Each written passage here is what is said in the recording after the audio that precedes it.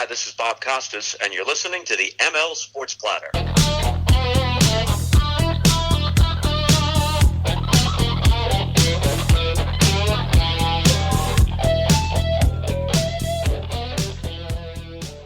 ML Sports Platter is back with you all over the major platforms like Spotify, Google, Apple, Stitcher, and Deezer. Download, subscribe, leave feedback, and a 5-star review. We are brought to you by Liverpool Physical Therapy, Camillus Golf Club, your State Farm agent, Matt Graham, and our terrific friends over at Bryant and Stratton College. Great time now to be a Bobcat. Academics, athletics, and excellence at Bryant and Stratton College, the official college of the ML Sports Platter. Bryant and Stratton College of Syracuse has 2 awesome locations. If you're in and around Central New York, looking to change jobs, start somewhere fresh, or even just coming right out of high school for that quick degree, they can help you out. In Liverpool on Route 57 and, of course, James Street in Syracuse as well. Excited to bring my buddy Chris Chenes onto the program here. What a successful career in media. Currently a multi-platform marketing manager at SNY. He's a former communications and marketing manager at Tri-City Valley Cats, that terrific baseball team and organization. I loved going to games at the Joe when I was in the Capital Region, and they've just got such a great following.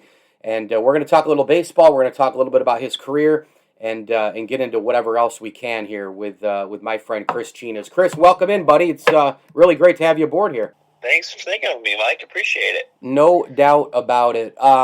We were just talking a little bit off air, but let's get on air here with the first thing, and it's the Travers Stakes, man. I tell you, that is just such a special day out in Saratoga, man, and I know you enjoyed it as much as I did. Yeah, I mean, there's nothing like Saratoga in the summertime. I mean, and it culminates with the Travers.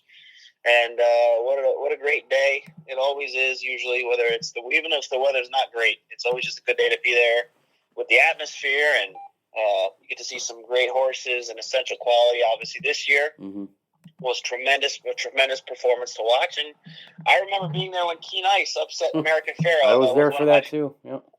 That was unbelievable. I mean, you're rooting for American Pharoah, but at the same time, I had a small bet on Keen Ice, so it made me a little more happy after the race, even though American Pharoah was beat. But it's great. Going to the track, as you know, is really special. So it's nice to get up there whenever you can. Yeah, it sure is. Okay, so you're with SNY now, right? You're a multi-platform marketing manager. Can they get that into the business card? Is there enough room? There. Good. What does it mean? Like, what does that gig mean? Take me through a day at work for you. Sure. Yeah. No, I mean, so basically I'm helping to develop and manage the different ways that, we're promoting our linear shows, so those on television, and also what we do digitally, all of our digital content. As you know, SNY is the TV home for the Mets, so we broadcast just about 130 games per year for the Mets, pre and post game, and all exclusive coverage of the Mets. Obviously, we also are big with the Jets. We do their pre and post game show. We have over 300 hours of programming for the Jets over the course of the year, around the draft, around free agency, during the season, obviously. So helping to promote those shows. We also have home of UConn women's basketball. So we have UConn women's basketball on our network during basketball season, and all of that programming around that, as well as different special events that our network does. So I started in December of 2020, right before the pandemic hit, and we had it's the Connecticut Ice Hockey Tournament, which is the 4 D1 hockey teams in Connecticut. We do a 2-day tournament in Bridgeport, and we helped promote that, and that was really when I got thrown into the fire. It was one of the first things I started to do, was work on that. And then, lastly, I also helped administer our play ball program. So SNY has a play ball program where we give back to local youth leagues in the tri-state area, basketball, baseball, and football. So that's been really rewarding to be able to give back to youth sports leagues. And I did that a little bit in my prior career when I worked for the Tri-City Valley Cats minor league baseball team. So to be able to still be involved in the community has been a really great aspect of the new job for me too. So you were obviously with the Valley Cats for a number of years, in the communications world, marketing manager, etc. Can you take your current job and then that former job with the Cats? Where's the greatest similarity? Where's the greatest difference? Well, it's a great question. I mean, in similarities, I worked a lot on all of our marketing efforts for the Valley Cats. So coming up with media plans, working on what we were going to do on social media. So all of the marketing aspects were very similar. What I did with the Valley Cats and what I currently do with SNY. Some of the differences are obviously when you work in minor league baseball, you work with a much smaller staff. So, there was 12 full-time employees with the Valley Cats that worked year-round. So I had many, many more hats there. With SNY, I have my hand in different things, but I don't, have to actively, work on as much at once. There's a big team around you to support all of the different aspects of what you're doing. It's a larger company, so there's challenges there. You have to learn what everyone does, and you have to learn, who to go to for different things.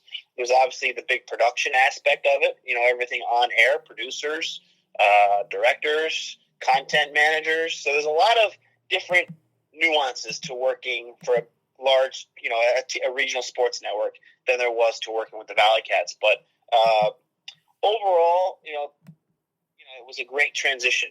You learn a lot in minor league baseball. When you work in minor league baseball, you learn how to do everything, and I think that's really helped me, in my current job. Chris Chenes is our guest here on the ML Sports Platter. SNY, currently multi-platform marketing manager and some days with the Valley Cats out in the Capital Region. I loved going to those games at the Joe when I was out there some years back, and have gone to a couple since, of course. And minor league stadiums getting close to the action, the atmosphere, the fireworks, the kid activities. It's a great world to be in, man. I mean, when you look back at the minor leagues, where do you think that minor league baseball, as baseball as a whole, really has kind of gotten away from? Unfortunately, minor leagues, they've stripped a lot of leagues. Scouting is kind of dead. The analytic world and all the rest. But minor league baseball still has such a huge footprint in a lot of spots in America. Where do you think minor league baseball has the greatest impact? There's no doubt minor league baseball has the biggest impact within the communities of where the teams are. That's why it was a little tough to see them cut, I believe, 30 or so, 40 teams off of the minor league system of affiliated baseball. Yep. Now, with that said, a lot of those teams do still exist and have joined independent leagues such as the Valley Cats, or have formed new leagues called MLB partner leagues, if you know. So the MLB, even though they cut 40, they did try to limit the impact of not having baseball by having them join other leagues and be part of a different structure.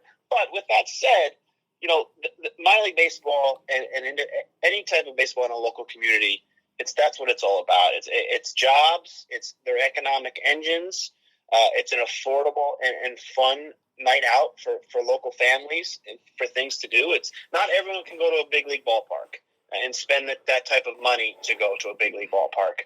So what you're doing is you're developing fans of the game, and that's what baseball. I think sometimes. They have to think about that and be smart, because the future of baseball is the younger generation. And the younger generation, they develop their love of the game by going to minor league baseball games. It's fun. It's a great atmosphere. It's a fun environment, and it really enforces and is a great way to build the game of baseball. And that's what minor league baseball is all about. And it's big. And the communities who lost, the fortunate communities who did end up losing their teams, I feel really bad for them, because, I've seen it firsthand how great of an impact it can have. The current situation with the Mets, does it affect how you guys approach coverage or anything in terms of, obviously they're having a tough year. There's all sorts of stuff going on with, Baez and the players and the thumbs down thing and the fans and all that. Do you get roped into all that, or is it just status quo every day? Yeah, it's status quo, Mike. I mean, we're we cover all New York sports, right? So, Right. we're going to cover everything, as the news comes across. So, whether it's the Mets or the Yankees or the Jets or the Knicks or the Rangers or, all New York sports, even though we are the Mets, TV home for the Mets, we really want, we're trying to build that brand of being all New York sports. We have our nightly 11 p.m. sports night show, which is highlights of all New York sports. Mm-hmm. So, I think it's really status quo. We just try to, report what's happening and give New York sports fans the news, so they can catch up on everything New York sports. So you're obviously in New York, and you're from Troy, you're from the capital region, and it's, you grow up in the capital region, you're just a couple hours away from the biggest city of them all, right? And so now you're in it. How much do you love it, and how much do you miss home? Well, it's another great question. Of course, when you're I know the answer to one, maybe. When you're at the Travers, you really miss home. Yeah, I mean, what's great, Mike, is it's really the best of both worlds, right? So New York City, it's only 3 hours away. And when you're down there, I grew up going to the city. I've got family. I've had family down there. It's not a foreign place to me. So I really, really enjoy the hustle, the bustle, the atmosphere of it. Granted, COVID slowed things down a little bit, but things are coming back. And I do really, really enjoy working and living in that environment of the big city. But you miss home for sure. And I've got a lot of my friends, all my family up here. So, weekend trips to the capital region will happen a lot. And especially during track season. I've been up here many weekends and I've enjoyed the track, and I'll continue to do it for special occasions. But I do miss home. But, there is something special about and energizing about working and living in New York City. Couple quickies, and I'll let you run. Yankees, playoffs, did they make it? And what do you think the outlook is if they get there? It's great. I mean, it was funny to see. As a matter of fact, we posted SNY. I'm going to give a shameless plug. SNY has a really great morning newsletter. You can even read it if you're interested in all New York sports and you want to know what has happened the night before New York sports. Just log on to SNY.tv, and there's a subscribe button there that you can, subscribe to our newsletter. It's called The Warm Up. So there was a graph in there one day, and it showed the how opposite the Mets and Yankees where they were in the beginning of the year and where they were at this moment, and the change. How the Yankees started on this big rise and the Mets started on this big decline. And I say that only because, as born and raised a Yankee fan, it was kind of disheartening earlier in the year. Their performance and Boone being threatened with his job, but they've really come together. They always had talent on the team, Mike, and I'm not surprised to see them on a roll, and I think they will make the playoffs. I think they'll make a good run. And I'm hoping it's if it's not a Mets-Yankees World Series, as I have to say that, if it's not a Mets-Yankees World Series, I'll be rooting for a San Francisco Giants-Yankees World Series, and we'll see what happens. Okay, your profile picture on Facebook it's amazing. I mean, the background, the Trade Center, the Twin Towers right there. Yeah. You can see the Empire State Building on the left there in the background. It's kind of a hazy maybe day. When was that? And that's you in there, right, as a little boy? Yeah. Wow. It's great. I'm glad you brought that up. I was about 4 years old in that picture. Mm. We were at the Statue of Liberty. It was my mother and my sister, and that is like one of my favorite pictures, just because I look at it now and I see look, even at 4 years old, I was in awe of New York City. I wasn't staring at the camera. I wasn't staring at the Statue of Liberty. I was staring at the city across the river, and still to this day. It feels like I was just destined to live and work in New York City, and now I work right in our building is right in one of the new World Trade Center towers, not the big one, but I'm right there, near the memorial. So I feel like it was just destiny, and I was recently back there with my sister and did like a recreation shot of that same photo with me looking out at Manhattan, but today, 36 odd years later or so.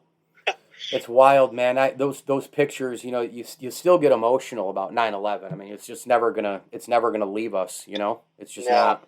It's just gonna be no. like that. And you see the pictures like that, and you just kind of, it just doubles in sadness. And a big year with the 20th anniversary Yep. here coming up, so it's Yep. going to be, you're going to see a lot on TV, and a lot is going to be resurfaced. But it goes without saying, you never forget, and you don't.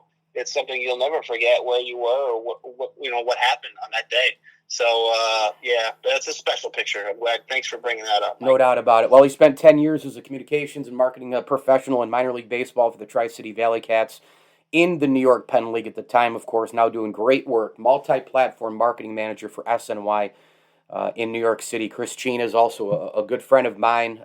Chris, thank you so much for a few minutes. And, man, when we're both in the capital region or wherever, we got to connect because I haven't seen you in forever, man. It would be really great to catch up, Mike, and keep up the great work with the podcast and all you're doing. It's great to see you doing well, and thanks again for thinking of me. The ML Sports Platter brought to you by our great friend Brian Comboy of Mass Mutual New York State. Tax-efficient retirement planning today with Brian. Head on over to advisors.massmutual.com. Facebook and LinkedIn, you can find Brian Comboy, the official financial advisor of the ML Sports Platter. We're also brought to you by Stanley Law Offices, Rosie's Corner, Bryant and Stratton College, and our good pals at the Vinciguerra Consulting Group. Log on today to vcgtransforms.com. That's vcgtransforms.com. Become a better leader both personally and professionally with the Vinciguerra Consulting Group. So I wanted to spend maybe 10, 15 minutes or so. We're only, as you hear this, a week away from the NFL season starting. And week one is obviously one of the biggest weeks because it's the start of it. We've got fans back this year. There's so many things that people are gearing up for. Tom Brady defending his title, starting, playing in the first game. And let's start there. I'm just going to kind of rip through some storylines. Every game has its own kind of talking point, right? Like, the Buccaneers start out, is this team going to be better? Can they win it again? You've got the Cowboys situation going on with Dak Prescott. Will he be healthy? Is it going to be another all-hype year for the Dallas Cowboys, right? You move to the Eagles and the Falcons, and is Jalen Hurts going to be, the QB of record there for a little bit? The Falcons kind of with Arthur Smith, the new regime, new head coach. Kyle Pitts, probably the best player in the NFL draft this past spring. They're going for one last run here. They got Calvin Ridley. They traded Julio Jones. Steelers and Bills. I mean, there hasn't been this much hype around the Bills since probably like 93. Back in the early 90s with Thomas Kelly, Reed and the gang, and Bruce Smith and Marv Levy. So they start out right away at 1 o'clock at home. That probably will be the most wild atmosphere in the NFL week one, and probably could be that way the entire year. Vikings and Bengals, you've got Joe Burrow coming back from the ACL last year. How healthy is he? The Lions and 49ers, the quarterbacks are the talking points. I mean, Matt Stafford, is gone. Jared Goff is in. And the 49ers are, the fan base and many others want Trey Lance. So you've got the Jimmy G factor. You've got Trey Lance there. Certainly unbelievable talking points in that game as well. Cardinals and Titans. Last year the Hail Murray happened against the Bills where DeAndre Hopkins caught that ball at the buzzer. And the Bills basically became a dominant team after that, and the Cardinals just fell on their faces. And so, what does this team bring to the table? They spent a ton of money in the offseason, acquisition after acquisition, J.J. Watt among them. And so that'll be a talking point. The Titans, just a couple of years ago, were, one win away from the Super Bowl. So here they are with Tannehill and Derrick Henry going for another 2,000-yard season. Seahawks, Colts, here we are, right? Like, Carson Wentz is in that 5 to 12-week injury window, right? Like, when will he be back? The Colts, I think, need to have a good start to the season for sure. And then you got Seattle, with Russell Wilson and a team that's, a 10, 11, 12, 13 win team every year. But Russell Wilson made some noise in the offseason, on the Dan Patrick Show about not having enough help. And so I think it'll be certainly something to watch as far as Wilson. I mean, it pretty much got dead and buried. They added some pieces for him. Chargers in Washington. I mean, I've got my eyes on, I think as many others do, the LA offense and Justin Herbert. This could be a team here. This is a rising team. I think with a 7th wild card, they could squeak into the playoffs this year. That's a really good football team. And their defense, they're locked and loaded here. They got to stay healthy, obviously. But when you look at this roster, I mean, this is one of the best rosters in football. I mean, you got Justin Herbert playing at quarterback. You've got Austin Eckler. You've got Keenan Allen. You've got a really, really solid offensive line. They just picked up Corey Lindsley, no relation, at center. And then they've got just big-time men on defense, right? Like Joey Bosa is coming after the quarterback, and leading the way there. And, you go to the secondary, and they've got a lot of really, really solid, just veteran type players mixed in with some rookies. I think Asante Samuel is going to be great from Florida State for them. You got Chris Harris Jr. You've got Derwin James leads the pack. He's only 4 years into his career. He's one of the best safeties in the NFL. So this roster, offense, defense, special teams, veterans, rookies, I think that they're gonna have a really, really, really strong year, and they've got a really bright future. And by the way, I think another thing here too is that, and I don't know if he'll be a long-term head coach in the NFL, but all signs point towards Brandon Staley being the guy. I mean, he's a really, really, really good speaker. He's a leader. You can kind of tell that he's a team bonder. I think they might have struck with this hire. I really do. And he's a defensive guy, but played quarterback at Dayton, believe it or not. And so, I just think he's a really, so far, everything I've heard with interviews and what camp has been like for the Chargers, I think that's going to be a really, I think it's going to be a really good hire for them. So watch out for the Chargers. And then, they're playing one of the best defenses in the NFL, led by Chase Young, another swan song perhaps here for Ryan Fitzpatrick. I don't think Washington football team is going anywhere until they figure out the quarterback situation. Jets, Panthers, here we go into the Zach Wilson era, and Sam Darnold playing against his former team. I mean, that's clearly right at the top of the storyline list for me there. The Jaguars play against the Texans, a Texans team that's probably the worst team in the NFL. Deshaun Watson's situation is still way up in the air. The Jaguars are starting a new regime. Travis Etienne is out for a long time. Urban Meyer there. Trevor Lawrence there. They're beckoning on a new era. The Browns and the Chiefs. The Chiefs looking to get back to a third straight Super Bowl. And the Browns, all eyes are on Baker Mayfield because I think this is one of the best rosters in the NFL. They have a lot of cornerstone pieces, much like the Chargers, but I think their cornerstone pieces. I'm not going to say better because Derwin James is pretty damn good, but you've got Denzel Ward at corner. They went out and got another corner in Greg Newsome, who's fantastic from Northwestern. He could be a cornerstone guy. But the cornerstones I'm thinking about, Myles Garrett, for example, right? Like Myles Garrett is one of those guys. They're hoping Baker Mayfield turns into that, of course. You've got a cornerstone in Jarvis Landry at wide receiver. You've got Nick Chubb. This is a really good football team. It's a really good roster, but they got to have a lot more of last year's Baker and then some than 2 years ago Baker if they want to try and get to a Super Bowl. Moving on here, just a few more games to get to in terms of just storylines. I'm going to do my full Week 1 preview later with breaking down the games and all that sort of thing. My season preview in general will probably be a part of that. Dolphins and the Patriots. This is Tua Tagovailoa time, right? He deserves his time. He deserves a chance still to succeed there. And as you're listening to this, we still don't know the starter in New England. They're now all of a sudden not happy with Cam Newton in New England. Mac Jones has had a very good preseason. He's had a very good camp, so that'll be something to watch there.